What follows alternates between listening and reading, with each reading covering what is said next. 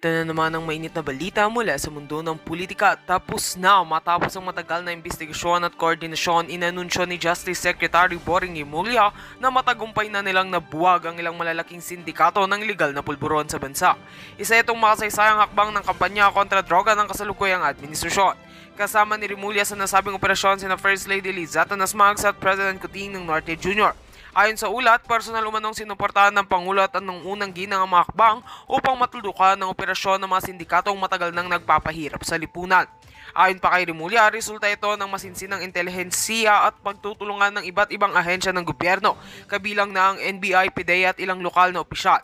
Inamin niya na may mga matataas na opisyal din ang nasangkot at kasalukuyan ng iniimbestigahan. Dagdag pa niya, hindi sila titigil hanggat hindi tuluyang nalilinis ang hanay ng pamahalaan. Nagpahayag naman ng pasasalamat si President Marcos sa lahat ng nagtrabaho sa operasyon at sinabing ito ay patunay na posible ang pagbabago kung may pagkakaisa at matibay na paninindigan laban sa kriminalidad.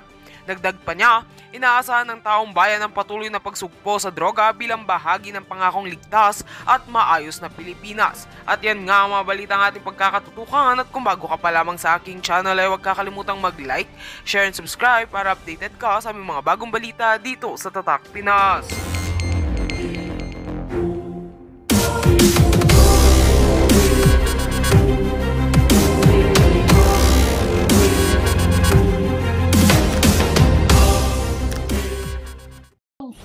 Our rights and our very constitution will undergo this state, hindi lamang of disrepair, but it is close to a failure of state. At kung titigil tayo dahil tinakot lang tayo,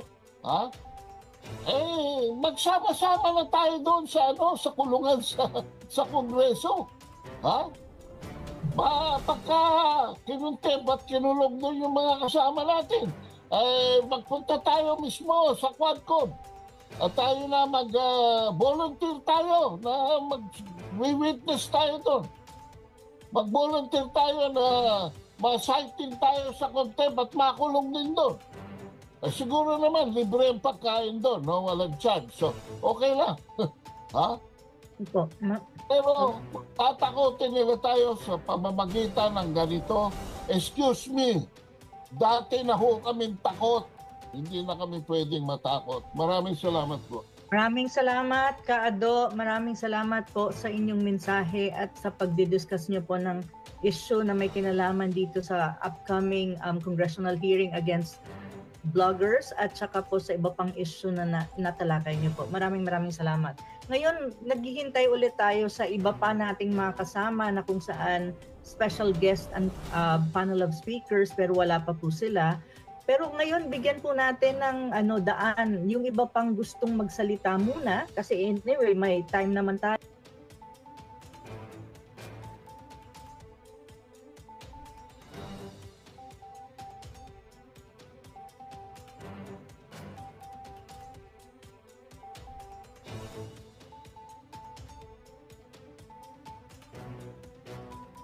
And then i-recognize po namin kayo. Sige po, i-recognize ko ngayon si Sir, si Ma'am.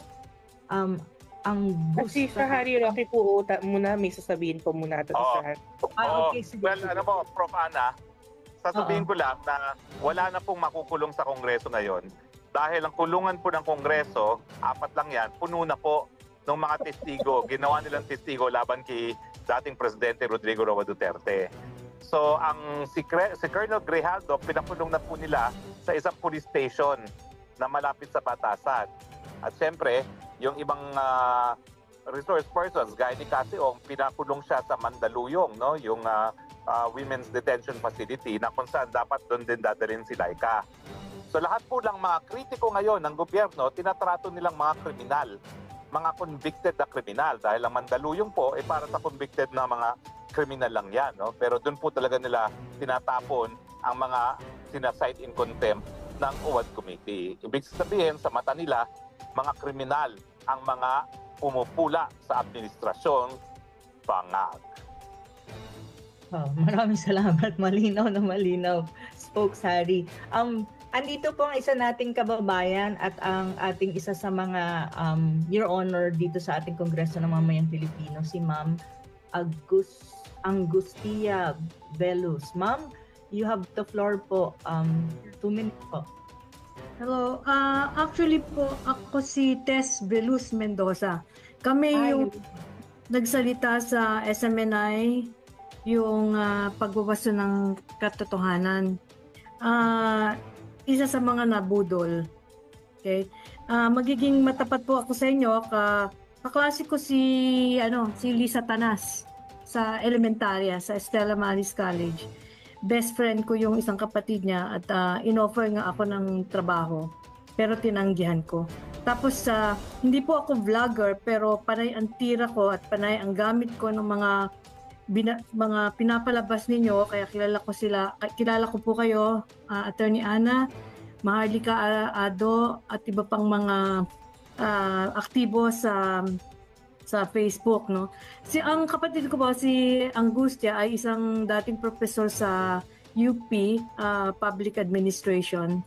Ako po ay retired na at ako ay nagtrabaho sa New York sa travel agency ng mga Marcoses. Kaya nung time at ako rin po ay dating first quarter storm at naging kolektor ng mga contribution ng mga kaliwa at liberal all over the world nung ito po ay nasa infancy pa. So, alam ko po yung galaw ng mga kaliwa at ginagamit din ni The Union ngayon, ni BBM, upang magapang ang lahat ng sektor ng influential people. No? Kaya nalulungkot po ako at naka-wheelchair na ako ngayon, ako'y na-stroke. Pero gusto ko na ngang magpagawa ng mga maliliit na mga polyetos na pwedeng ilagay sa sasakyan. Release, Grijaldo, Resign, BBM, yung mga ginagamit namin dati. Ang kagandahan ngayon, meron tayong social media na mas mabilis at hindi basa-basa nilang matatanggal, no? Isa rin sa mga ginamit, ito nga ang iniisip ko ngayong Tuesday, iniisip ko magpagawa ng malaking streamer na yun na nga, maski mag-isa akong pumunta kasama yung 2 sisters ko. 3 po kaming UP kasi. Kahit nasa sarili ko, sabi ko nga, i-wheel ako doon, maski wheelchair o naka-cane ako, that will call attention. Kasi yung matatanda, mas binibigyan nila ng respeto at siguro naman kung nandun ako na maaga sa batasan, kaming mga babae, laban na. Kung talagang sasaktan nila kami, that would be good for the cause, no? Hindi ako natatakot. Clearly, hindi negotiable ang BBM, Tambaloslos at Lisa Tanas. Yan ang pagkakaalam ko. Kung kaaway-kaaway, ginagamit din yan ng demonyo kasi. So, ang position ko is they will not bog down. We will have to be more aggressive. And we have to have a plan on how we are going to do these things. No? But one of the things na sumagi sa isip ko, kasi tumira rin po ako sa Amerika at nagtrabaho din ako sa law firm. Yung kapatid ko, si Mon Velus, na dating advisor din ni Tatay Digong sa insurgency. Namayapa na siya ng Delta, no? Sila yung nagdemanda sa Marcos ill-gotten wealth at nakakuha sila ng pera. So ano ang panlaban natin sa sabi nga ni Secretary Spokes Harry, wala nang makukulungan doon. Pero pwede pa nilang gamitin ang mga kulungan sa ibang mga munisipyo. So ang ano ko is how we can file a case sa Amerika. Na kailangan kasi mag-file ka ng case para mag-TRO eh. And since marami silang assets sa Amerika, class action suit will be good. Hindi lang at this time na may na ang administration Trump ay eksakto ang pinaglalaban ng pareho ng kay dating presidente Tatay Digong, magiging bukas ang kanilang simpatya, no, sa atin. At saka si Elon Musk, na siya napakadali para kay Elon Musk na anuhin sila, no, kasi si Elon Musk is really they all profess to be Christians, no. So as I branded myself before, I was a communist before, but I became a born again Christian. But my nationalism has not diminished. Ever since kami magkakapatid, kaya lang kami lumantad nung kay Bongbong dahil against communism kami. But we didn't know naggamit talaga siya ng demonyo. So wala pong negotiation pagka ganun eh, hangga't hindi ang Diyos ang kumukuha sa kanila. So I don't know what we can exercise with plans legally or mass communication way that we can be influential at this point na gumaganda yung laban, sa totoo. Gumaganda yung laban. So let's take advantage of this. Maraming salamat. Maraming salamat, ma'am, at mabuhay po kayo. Yung iba, pag gusto niyo pong magsalita, ma'am, paki-mute po ulit para tsaka yes, ma'am. Maraming salamat, ma'am. Ang susunod po natin magsasalita, since we're waiting po dun sa ating mga special guests na nakalagay sa ating poster, I see yung nakataas ang kamay na si Duterte, si Mr. Jimmy Domingo. Sir, paki-unmute po ng sarili nyo kasi inano ko na po. Pwede nyo na pong i-unmute yung sarili nyo. Ayan. Wait. Hello po. Hello. Wait, Naririnig niyo po ako? naririnig po, sir. Naririnig. Meron po sana akong tanong kay Maharlika. Okay po. Hello po. Bali, ang tanong ko po kay Maharlika is, dati kasi, nagtanong ka po kung ano yung telephone number ni Senator Cositeng. Nagtanong ka po kung ano yung telephone number ni po yung nandiyan po sa ano kasi nagba-background po eh. Kay Sis Maharlika ang kailangan. Kung ano yung telephone number ni po yung nandiyan po sa ano kasi nagba-background po eh. Kay Sis Maharlika ang kailangan. kung ano yung telephone number ni po yung nandiyan po sa ano kasi nagba-background po eh. Kay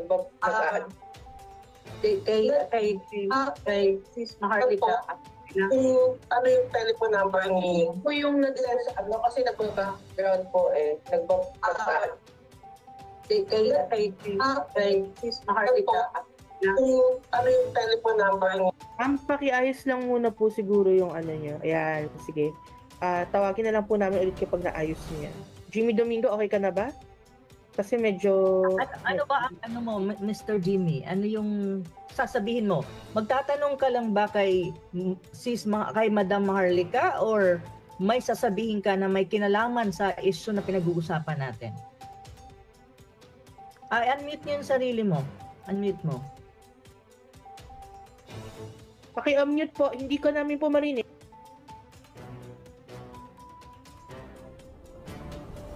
Ay, ito po. Hello po. Ito na po. Kasi po dati po, tinanong niyo po dati kung ano yung telephone number ni Senator Nico Cositeng. May pinagbigyan po ako na hindi ko pwedeng banggitin yung pangalan pero nakakausap nyo. Nasabi niya po ba sa inyo yung telephone number ni Senator Nico Cositeng? Ay, si ano po yun? Si Joey po. Minessage ko sa kanya yung number ni Senator Nico Cositeng. Nabanggit po ba niya sa inyo? Sir, meron po akong gustong anuhin sa inyo. Pag mga ganito pong usapan, mamaya, Minessage ko sa kanya yung number ni Senator Nico Cositeng. Nabanggit po ba niya sa inyo? Sir, Naka-live po kasi tayo ngayon, ma'am eh. oo, naka-live po sige. tayo, sir. Yes, nakuha ko po yung number ni Nikki Cositeng. I texted her. I don't know opo. if that's the right number, pero yes. Naka-live po tayo, sir. Ay, sige po, opo. Ako po yung Opo, thank you po. number ni Suteng. Aha. Texted her. Ano Opo. yung- Bali, kailangan po i-off ko po kasi po nag-e-echo po mahirap po dito sa ano, parang may problema po sa communication ko. Pakiiba po muna, baka may iba pang magsasalita. Kailangan po i-off ko po kasi Oh, hindi, pwede ka na, Jimmy. Okay, sorry. Oo. Sige po, habang pong nag-aantay tayo sa mga iba kasi hindi pa po sila nag-reply. Siguro madagdag ko lang din po, during the time of pandemic din po, no? I mean, alam niyo naman ng time ng pandemic na napaka-crucial noon at ang dami nagsasalita. Kesyo, alam niyo yun, kesyo kung ano-ano po mga pinababati ko sa ating administrasyon, lalo-lalo na ang Departamento ng Health ng time na yon, di ba?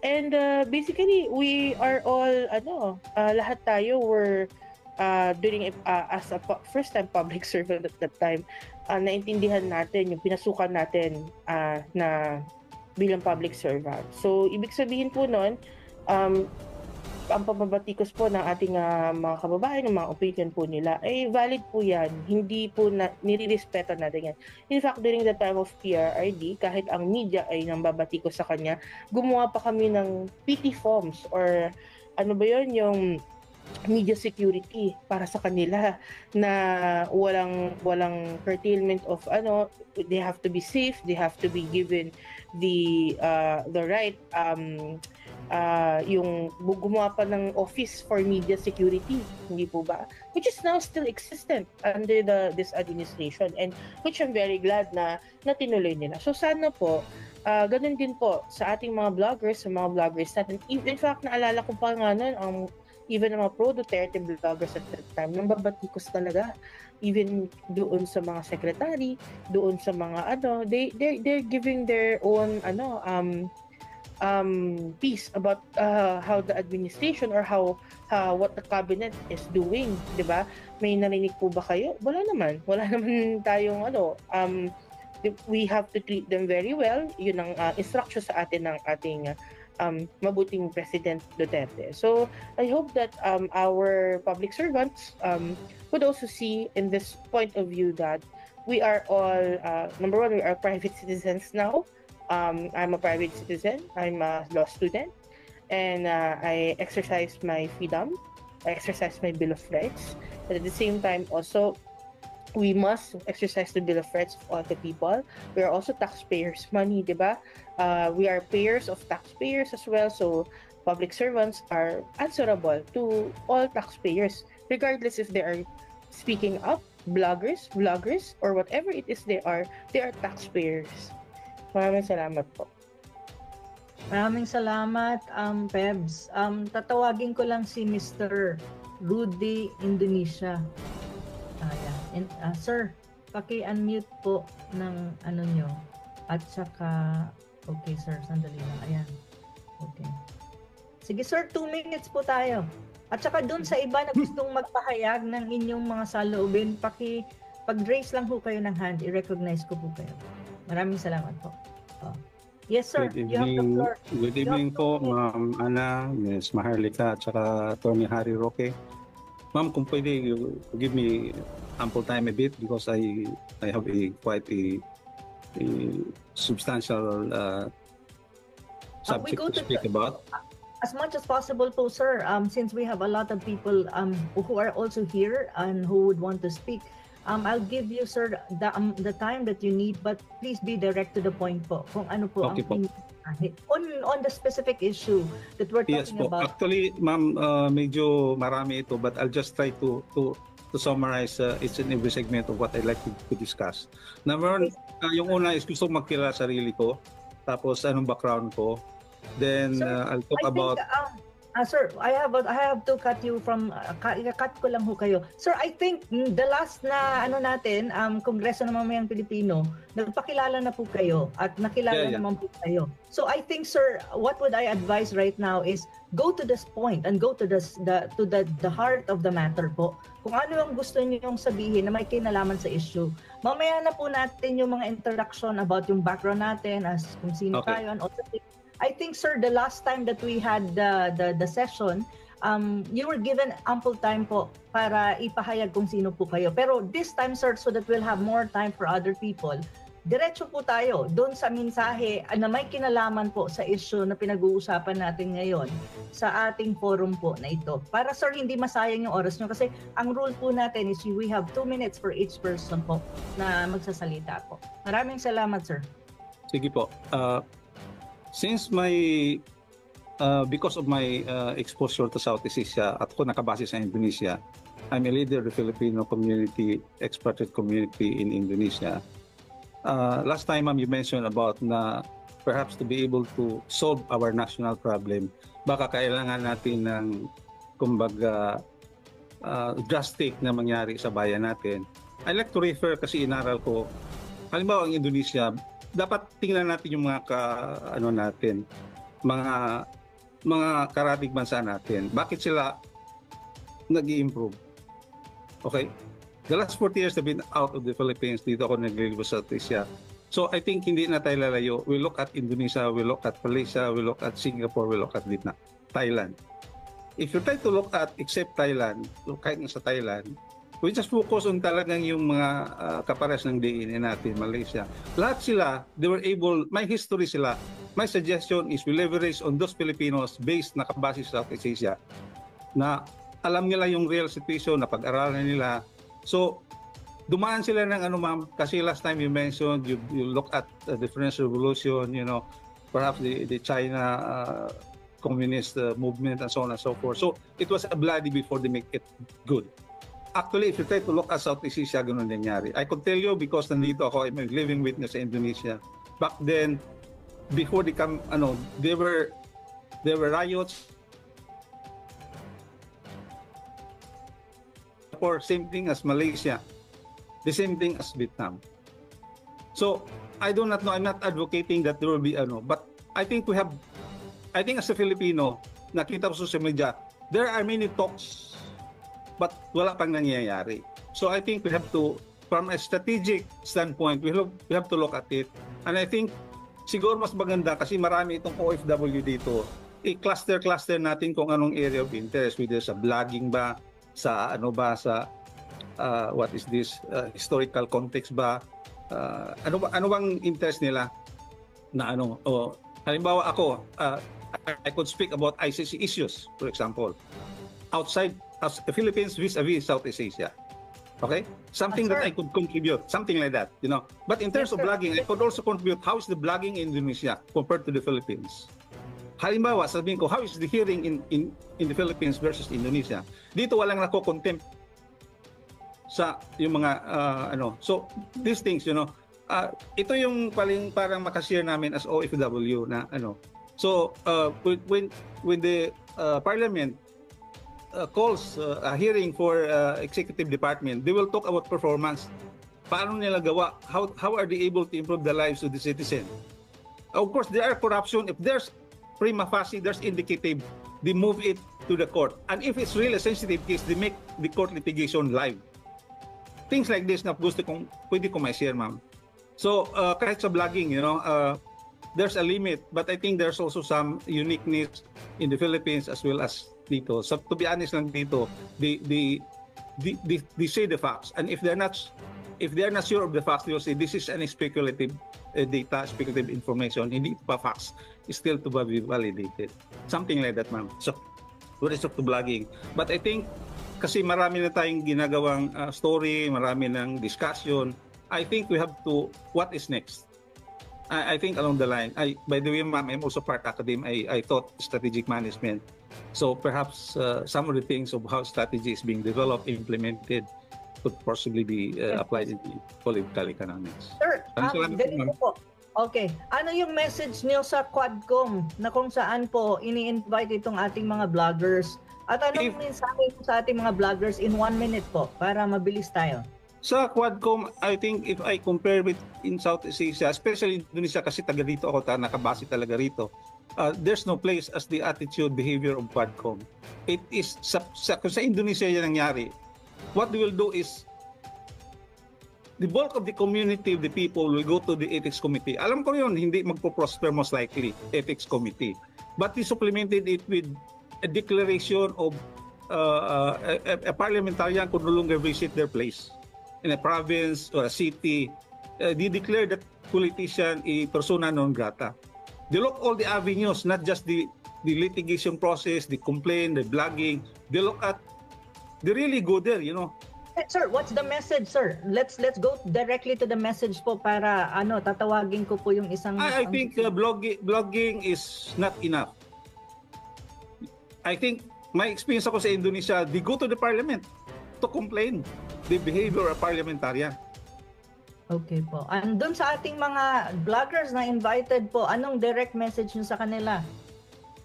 I think, Ginupan, maybe sa mga vloggers natin, I think we have to blogs based on facts. Tapos kung maaari lang hindi ko rin maano kasi sa Filipino unique ito na talagang dinugtungan ng maraming superlatives na ganyan. Siguro my suggestion is go to the facts. Avoid certain things that will, quote unquote, sorry ma'am to make that, kung bastusan ba na word. Sir, just stick on the facts. Sir, wrap up para yeah. I think there are limits to what we say. There are action organ that need to be done. I'm not advocating, revolution or something. Revolution is a mindset as well. So I think we have to change that. Okay, sir.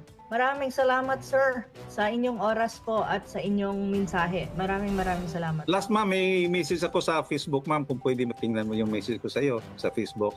Okay po, sir. Okay po. If you can give me your contact, I can give you a position paper, Yes, sir. Thank you sir. po. Thank you po. We'll check po later pag natapos na po ang programa natin. Maraming salamat, sir. At mabuhay po kayo. Ang susunod po nating magsasalita ay si Epic Science. Epic Science, pwede nyo pong i-unmute yung sarili nyo. Inaayos ko na po. At saka kung may video kayo, that would be good din po.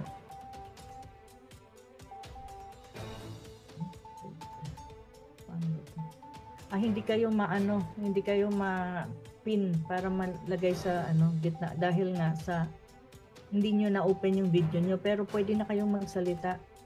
Yung Epic Science. Are you there? Epic Sign. You recognize.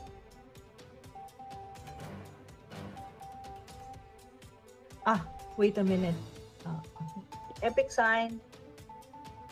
You recognize.